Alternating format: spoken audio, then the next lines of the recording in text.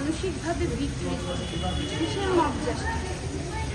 যদি এতই জাস্টিস তুমি ধারণ করো নিজের ভিতরে, প্রশাসন ছিল, আমাদের পুলিশ প্রশাসন এখন একটু দুর্বল, কিন্তু আমাদের ভার্সিটি প্রশাসন তো ছিল।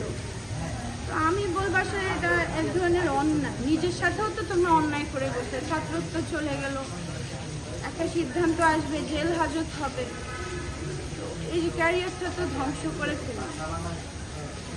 এটাই তো সমস্যা। এই রাজনীতি করতে গিয়ে আমরা আমাদের বিবেক হারিয়ে ফেলি। এ নিয়ে আর কিছু বলার নেই।